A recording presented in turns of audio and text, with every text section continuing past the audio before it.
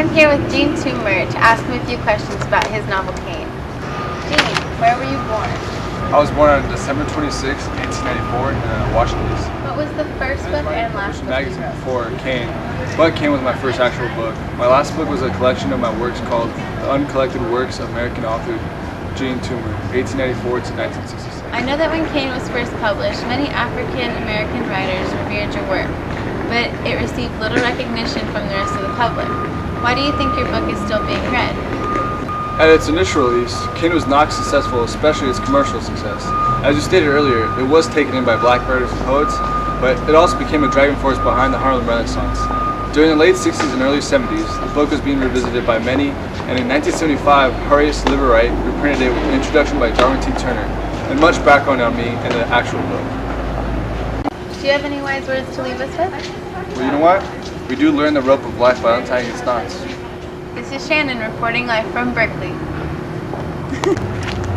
Shortly after his interview, Gene Toomer passed away. What is love? Baby, don't hurt me. Don't hurt me. What did you do this weekend? I had to read a book. A book? What was it called? Cain. Cain. Yeah. What was Cain about? Cain, well, it's kind of about a collection of books and essays and poems. Oh yeah? Yeah, it was pretty cool. Sounds kind of lame. It did at first. I'm not gonna lie, I hated reading it, but it was kind of mandatory for our class. Oh. So yeah, I ended up reading it a whole day.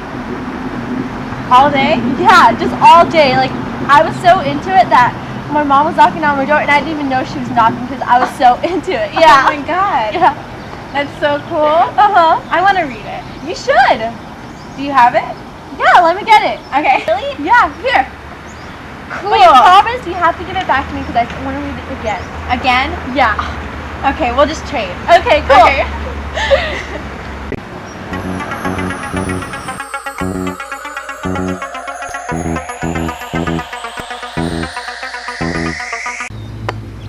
What's wrong? I don't know. I've just been kind of sad lately. Why? I don't know. I have something for you. It is Cain. Cain, what's Cain? It is a book. It got me through a lot of hard times. Oh, thanks. You're always there for me. And now Cain is too. Louisa was a very beautiful girl. Her skin was the color of oak leaves on young trees in fall. Her singing had the low murmur of winds in fig trees. Now Bob Stone, younger son of the people she worked for, loved her. He had won her, he thought to himself. Tom Burrow, whom the whole town called Big Boy, also loved her, but he was always busy working on the fields.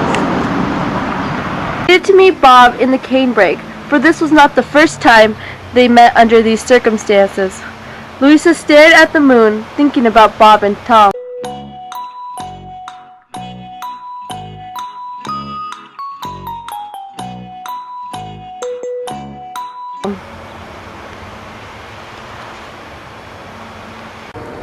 Old David Georgia told tales about the white folks and about beautiful black girls to the men who sat there and would listen to him. Tom Burwell chewed cane stock and laughed with the others until someone mentioned Louisa. Yeah, Louisa must have gotten those silk stockings from Bob Stone. She's my girl. Manning's friends tried to step in, but Tom whipped out a knife and would have cut them all if they didn't run away. No one talks about Louisa. Tom had had enough. He forced his mind to fasten on Louisa. Bob Stone better not be, he thought to himself. He turned into the street and saw Louisa sitting before her home. He went towards her. He wanted to say something to her, and then found that he didn't know what he had to say. He just couldn't say it. He shoved his big fist in his pants, grinned, and started to move off. Y'all want me, Tom? That's what I want, Louisa. Well, here I am. Well, here I am, but it's all the same. You wanted to say something? Bob still likes you. Of course he does. When not looking for whispering, does he, huh? I don't know what you mean, Tom. Tom then tells her if Bob Stone did, he would cut him just like he cut others before. He then grabs her, and they walk away. Bob Stone knew he loved her, but was having some second thoughts because this was the first black woman he has ever fallen in love with. He started thinking, what if his mother and sister knew? They wouldn't understand. No matter what, he was going to see Louisa tonight and love her. He'd known her long enough to know she was worth it. Now Tom Burrell's been on the gang 3 times for cutting men. There's no telling what he'll do to Bob Stone. On the other hand, young Stone ain't no quitter, and I can tell you that blood of the old uns is in his veins. The earth was cool. After a long while or so, it seemed to him, the thought came to him that it must be time to see Louisa. He walked to their meeting place. There was no Louisa. Tom had her.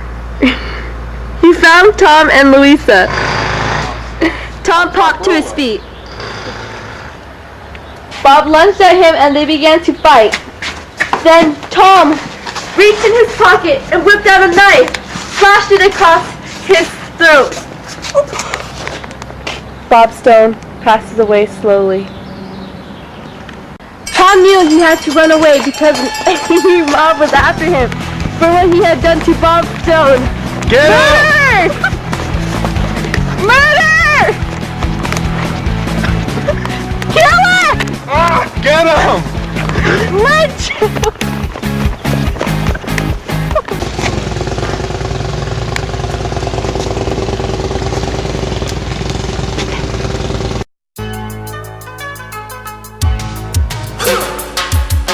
I got a cell phone. That's what I got.